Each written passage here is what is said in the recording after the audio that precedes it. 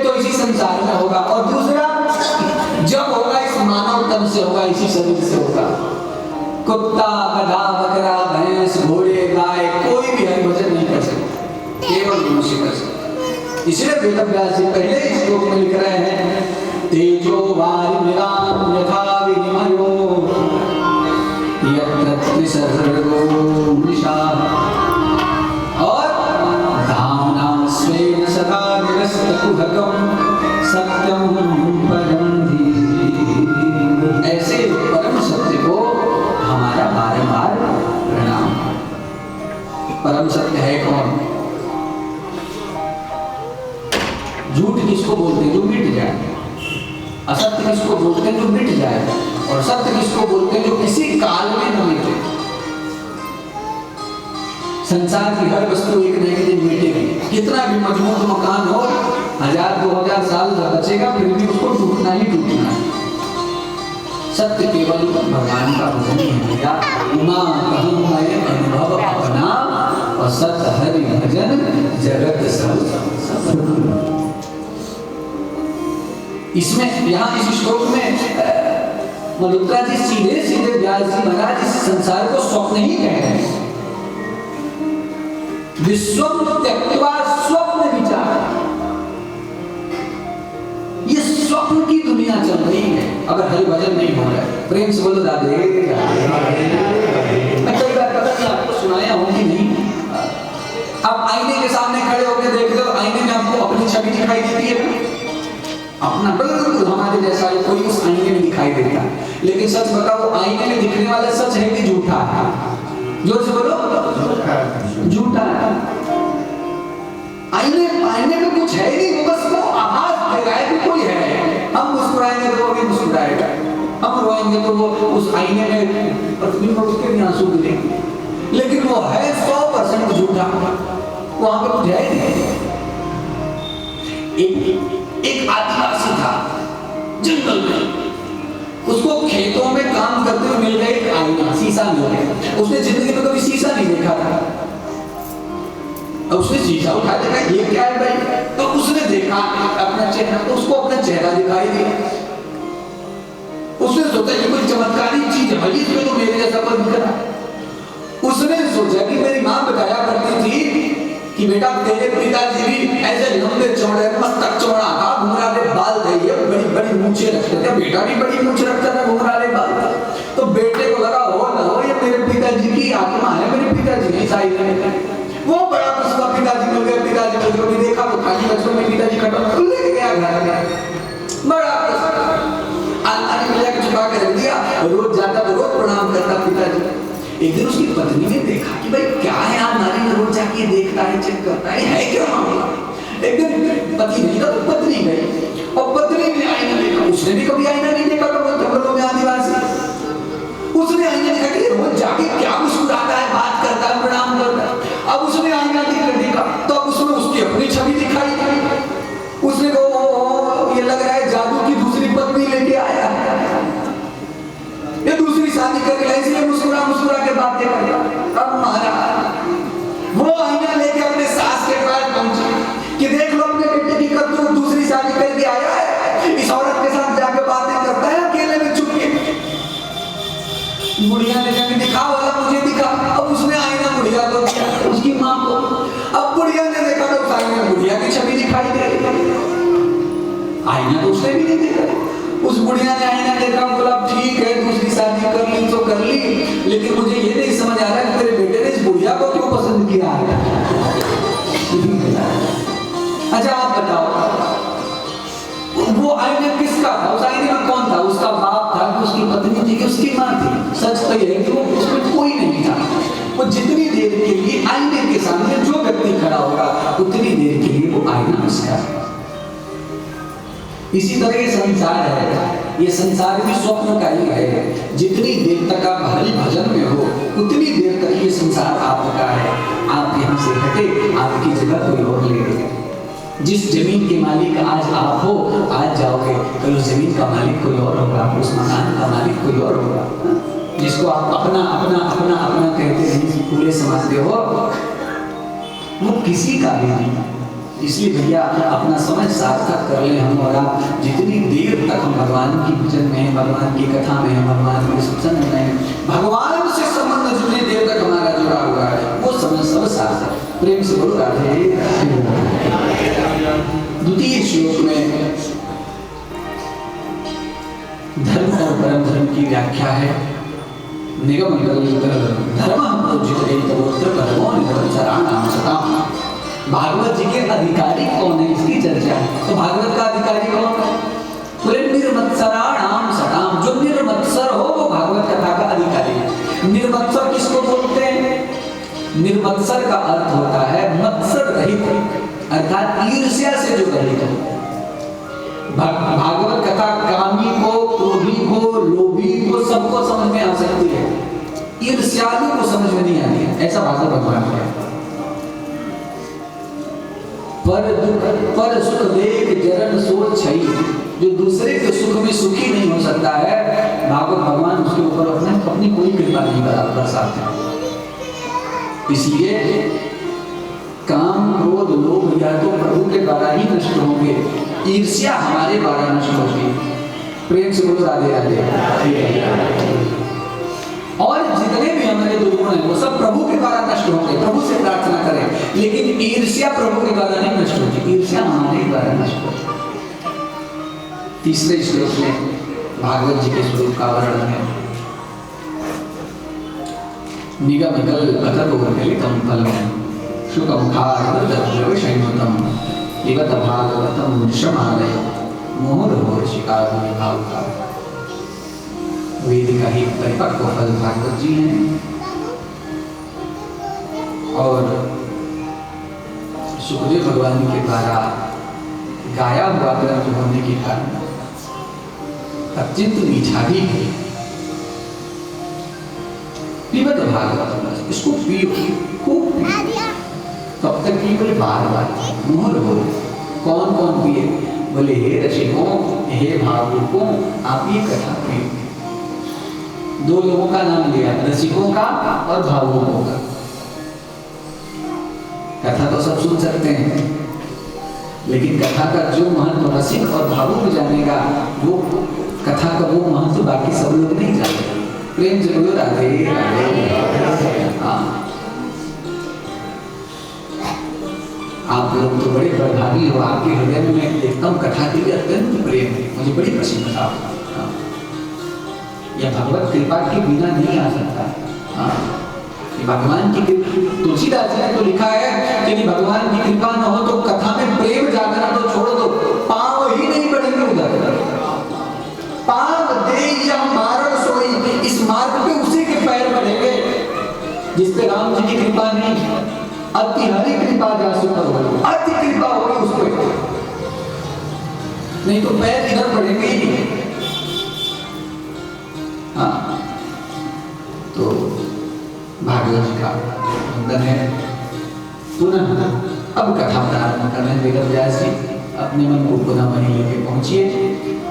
नैमिषारण्य का पावन तीर्थ है, 88,000 ऋषि बैठे हुए हैं। ऋषियों के मुख्य यजमान हैं सौनक जी महाराज, और कथा मंच पर व्यास पीठ पर विराजमान है नव युवक 16 वर्षीय श्री सूत जी महाराज। सौनक आदि ऋषियों ने प्रश्न किया, 6 प्रश्न। किम श्रेयः शास्त्रसारं किम अवतारस्य प्रयोजनम्।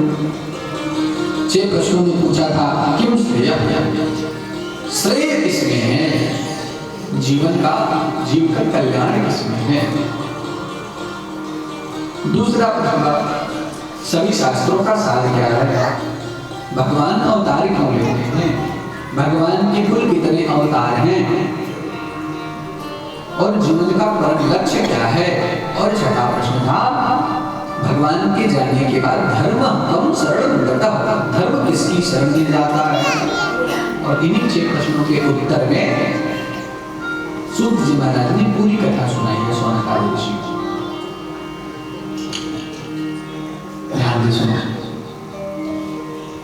सूत जी महाराज ने कहा, ऋषियों, जीव का कल्याण है अहि दुःख प्रतिहता दयात्मा संप्रसीदति। अहेतुकी भक्ति करने में, अर्थात मांग रहित भक्ति, जिसमें भगवान से बहुत मांग न हो। प्रेम से बोलो राधे राधे। हमारी आपकी भक्ति रंग क्यों नहीं ला रही है? हमारी आपकी भक्ति रंग इसलिए नहीं ला रही है कि हमारी आपकी भक्ति में मांग ज्यादा। कुछ भक्ति का खजाना बढ़ा और हमने प्रभु से कुछ मांग लिया, खजाना खाली हो। फिर भक्ति की खजाना कुछ बढ़ा, फिर हमने कुछ मांग लिया, फिर खाली।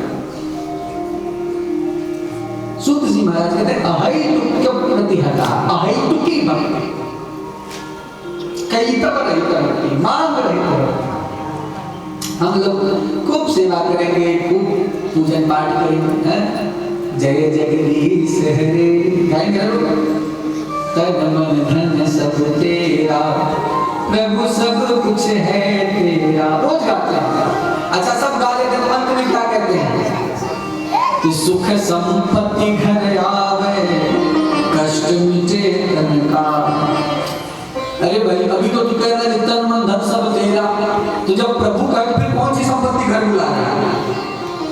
जब तक प्रभु का तो कौन सी शरीर को स्वस्थ रखने की कामना करता है? ये चालबाजी है कि नहीं है? ये चालबाजियां हमको भक्ति का रंग नहीं लाने देती। अंदर कुछ और चल रहा है, बाहर कुछ और चल रहा है, प्रभु सब जानने वाले। प्रेम से बोलो राधे राधे।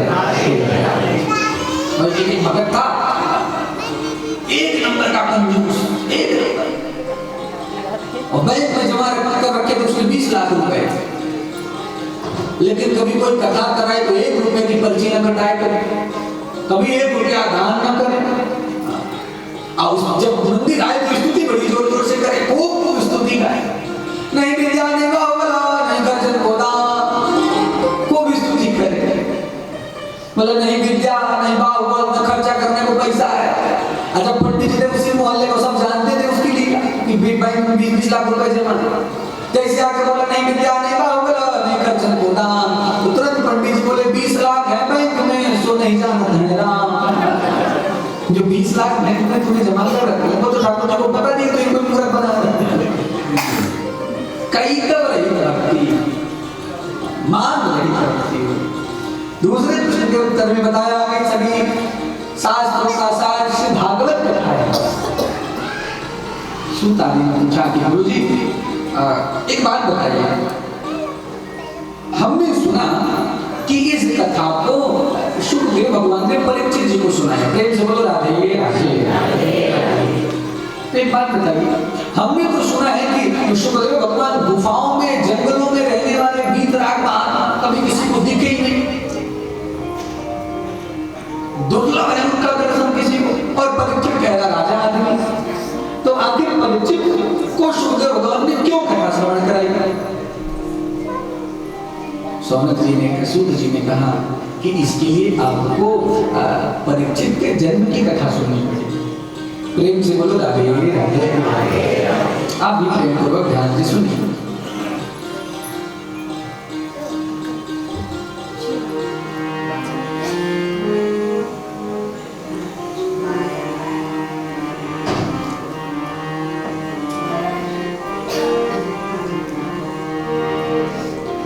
यदा वृधे कौरवशुञ्जया वीरेष्वतो वीरगदं गदेषु भृकोदरो विद्धगदा विमर्शः भगनो रुदण्डो धृतराष्ट्रपुत्रे।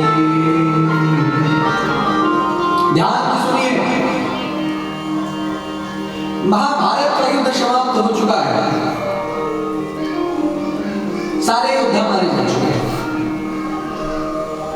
कौरवों की तरफ से लड़ने वाले द्रोणाचार्य मारे जा चुके हैं, कर्ण मारा जा चुका है, शकुनी मारा जा चुका है, विकर्ण मारा जा चुका है, कृपाचार्य भी युद्ध को प्रणाम करके आगे बढ़ गए हैं, बाणों की सेना पर पितामह भीष्म पड़े हुए हैं, दुर्योधन के 99 भाई मारे जा चुके हैं, और भीम के गदा के प्रहार से हड्डियां टूट गई है जंघार की, दुर्योधन अंग अंग से रक्त बह रहा और पीड़ा के कारण, कष्ट के कारण मूर्छित होकर पड़ा हुआ है भूमि में।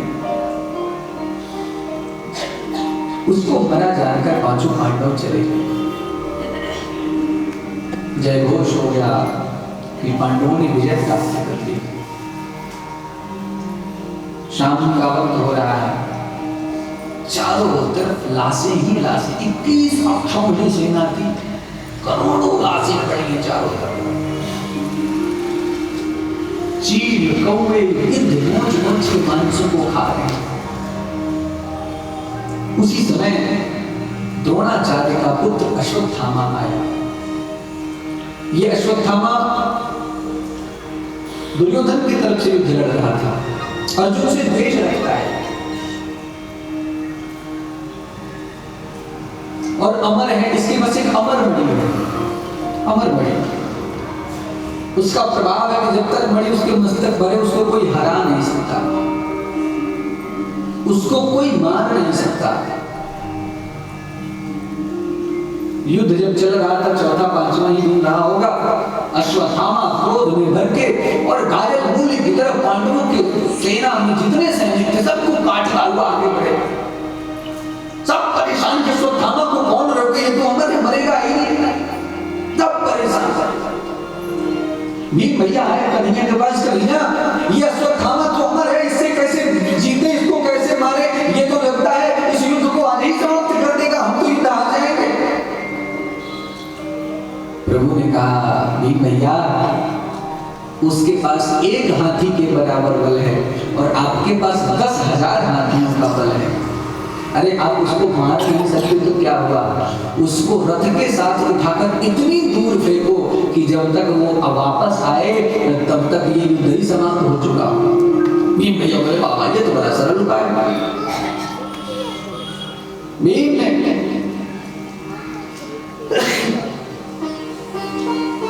भैया भीम ने रथ के साथ अश्वत्थामा को उठाकर मचा के इतनी दूर फेंका कि आज अश्वत्थामा लौटा है 17 में और युद्ध समाप्त हो चुका है।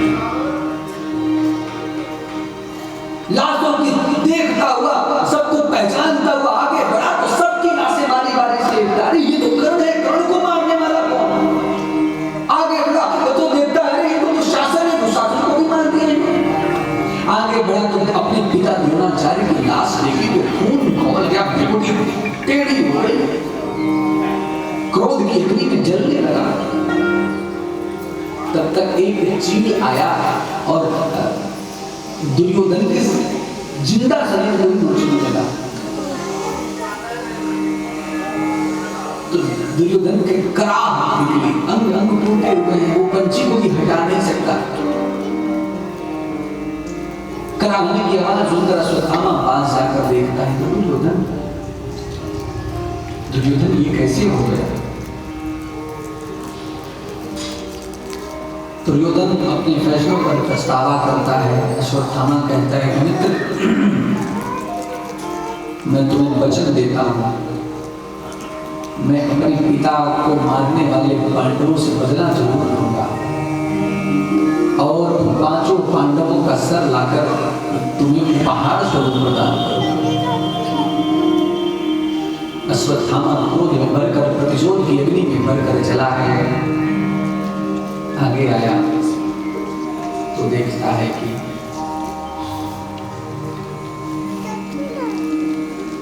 चारों तरफ जश्न का माहौल है, सब आनंदित हैं। सोचने लगा, मैं पांडव मुझे मार तो नहीं सकते, लेकिन पांडवों को मैं भी हरा नहीं सकता। मैं 5 पांडवों का सर कैसे काट कर ले जाऊंगा दुर्योधन के पास? उसने योजना बनाई, सामने से न सही पीठ पीछे तो मैं मार ही सकता हूँ पांडव। रात्रि की प्रतीक्षा करने लगा कि रात्रि में सोते वक्त मैं 5 पांडवों का सर काट कर ले जाऊं। इधर ठाकुर जी हैं पांडवों के साथ, वो प्रभु तो सब जानने वाले हैं।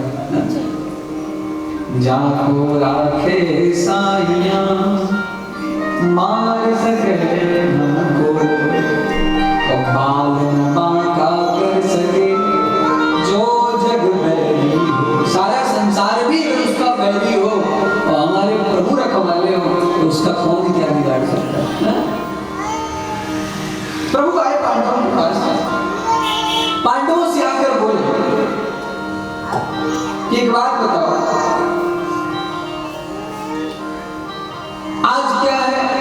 पांडव बोले आज हमें विजय श्री की प्राप्ति हुई है। ठाकुर जी बोले तो अगर विजय श्री की प्राप्ति हुई है तो आज तो रात्रि जागरण करना चाहिए, आज सोना नहीं चाहिए। पांडव बोले ठीक है। ठाकुर जी बोले कि चलो आप सब लोग मेरे शिविर में चलो। ठाकुर जी पांचों पांडवों को ले गए और अपनी शिविर में चले गए। और संयोग ऐसा था कि पांडवों के 5 बच्चे थे, वो पांचों पांडवों के बच्चे आकर वहीं सो गए जहां 5 पांडव सोया करते थे।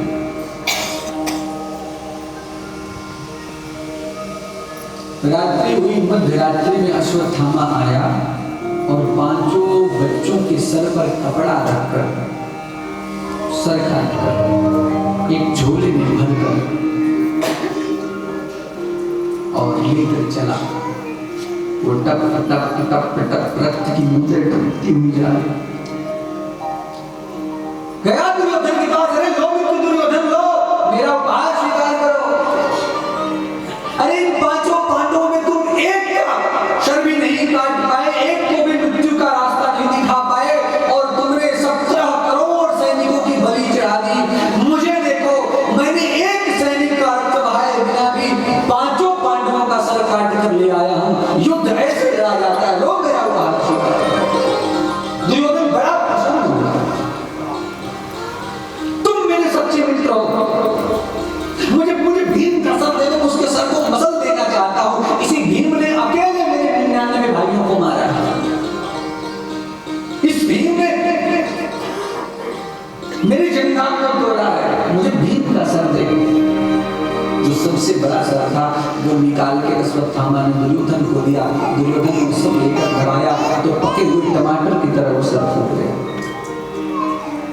दुर्योधन बोला अश्वत्थामा, ये भीम का सर नहीं हो सकता। अरे भीम के अंग तो पाषाण की तरह, वज्र की तरह कठोर है, ये भीम का सर नहीं हो सकता। प्रकाश की व्यवस्था की उजाले में देखा तो पता चला पांडव नहीं है, पांडवों के बच्चे। बिलख उठा दुर्योधन, अरे अश्वत्थामा ये तूने क्या किया? अरे यही 5 पांडवों के बच्चे तो थे जो हमको पानी देते, हमारे पुरखों को पानी देते, पितरों को जल देते। अरे तूने तो हमारे पितरों को जल देने वाला भी नहीं छोड़ा, हमारी आंगन में दिया जलाने वाला भी नहीं छोड़ा। तूने तो मेरे वंश को समूल नाश कर दिया। दुर्योधन ऐसे बिलखते हुए उसका भी प्राण छूट गया। दुर्योधन को वरदान था कि उसका सुख और दुख दोनों एक बराबर होगा तब उसका शरीर छूटेगा, एक ही साथ। अब एक ही साथ सुख और दुख का आना संभव नहीं है। एक ही साथ सुख और दुख कैसे आएगा? हंसा ठठाओ को गाल फुलाओ, कोई खूब ठट्ठा के हंसे और मुंह भी फुलाएगा, कैसे संभव? या तो आप मुंह फुला सकते हो या तो जोर से हंस सकते हो। लेकिन दुर्योधन का सुख दुख एक ही साथ। शत्रु मारे गए, सुख हुआ, लेकिन शत्रु के बेटे पूर्वजों को जल देने वाला नहीं बचा, दुख हुआ। सुख दुख दोनों बराबर हुआ। दुर्योधन का भी प्राण इधर सूर्योदय हुआ, द्रौपदी के 5 पुत्र नहीं जगे। द्रौपदी ने सोचा क्या बात है, बच्चे विलंब तक सो रहे। जगाने के लिए जब कमरे में गई है, तो शिविर में गई है, तो देखती है कि शरीर तो पड़ा हुआ है, धड़ पड़ा हुआ है, सर गायब। चित्कार कर उठी, मूर्छित होकर गिर पड़ी द्रौपदी। माता शिशूना निधनं सुताना निशम्य घोरा परितरमाना।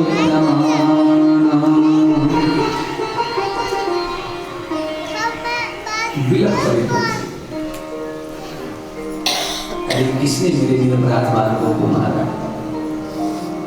मेरे बच्चों का क्या दोष था? यदि किसी को मारना ही था तो मेरे बच्चों को युद्ध में लग जाता, और युद्ध में लड़ते हुए मेरे बच्चों को मार डालता तो मुझे कष्ट न होता। पता किया,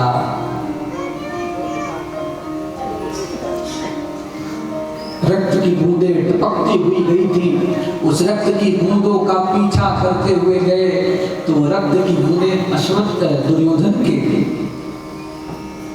शव के पास आई, लाश के पास तक वहां पांडवों के बच्चों का सर पड़ा हुआ था। रहस्य उद्घाटन हुआ कि यह कुकृत्य अश्वत्थामा के द्वारा रचा हुआ। क्रोध से भर गए अर्जुन, गांडीव उठा लिया। मैं पांडुपुत्र अर्जुन प्रण लेता हूं, सूर्यास्त होने से पहले अपने पुत्रों के हत्यारों को मृत्युदंड दूंगा, अन्यथा तो मैं स्वयं ही चिता में जलकर भस्म हो जाऊंगा। आज पुनः कृष्ण को सारथी बनाया है और कृष्ण को लेकर निकल पड़े अश्वत्थामा को ढूंढना। अश्वत्थामा अर्जुन को आता देख घबरा गया है, एक गुफा में छुपा हुआ था, उसने वहीं से ब्रह्मास्त्र चला दिया अर्जुन के ऊपर। अर्जुन प्रभु के चरणों में गिर पड़े कि प्रभु मैं क्या करूं, इसने तो ब्रह्मास्त्र चला दिया। प्रभु ने कहा अश्वत्थामा को केवल ब्रह्मास्त्र चलाना आता है, तुमको वापस करना भी आता है, तो तुम भी ब्रह्मास्त्र चलाओ। अर्जुन ने कहा कि प्रभु मैं चला तो ब्रह्मास्त्र, लेकिन दो ब्रह्मास्त्र टकराएंगे तो प्रलय आ जाएगा। प्रेम से बोलो राधे राधे। अर्जुन भगवान के भक्त हैं, सावधान हैं कि कहीं प्रलय ना आ जाए। प्रभु ने कहा तुम ब्रह्मास्त्र चलाओ, मैं यहाँ पर खड़ा हूं, मेरा आदेश मानकर चलाओ। अर्जुन ने ब्रह्मास्त्र चला दिया। ब्रह्मास्त्र दोनों टकराने वाले थे, वेदव्यास जी ने आके दोनों ब्रह्मास्त्रों को रोका अपने तेज बल से। अर्जुन रथ से उतरे, अश्वत्थामा को रस्सियों में बांधा, हाथ और पैर को लाकर अपने रथ के पीछे बांध लिया और तीव्र गति से घोड़ों को दौड़ाते हुए घसीटते हुए अश्वत्थामा को लेकर आए द्रौपदी के साथ पटक दिया।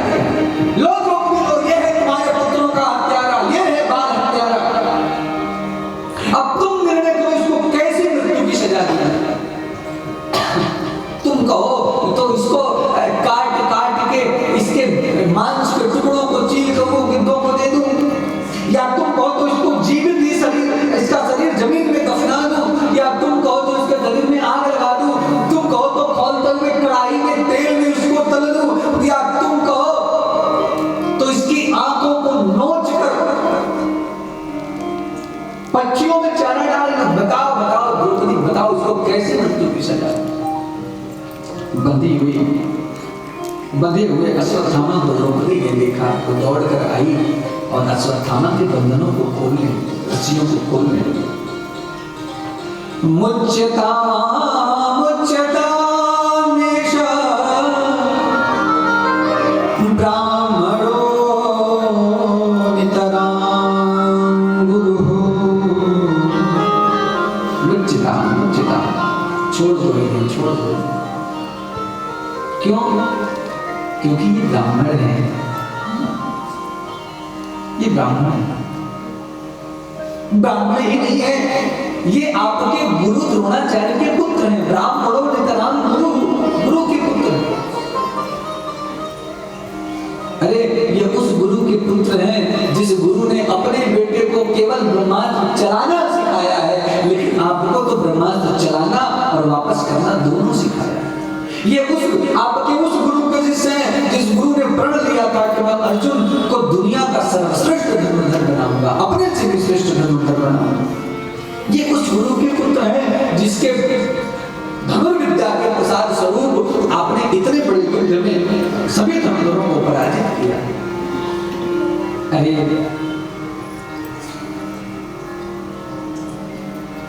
मेरे तो 5 पुत्रों की हत्या हुई है, लेकिन अभी भी मेरे पास 5 पतियों का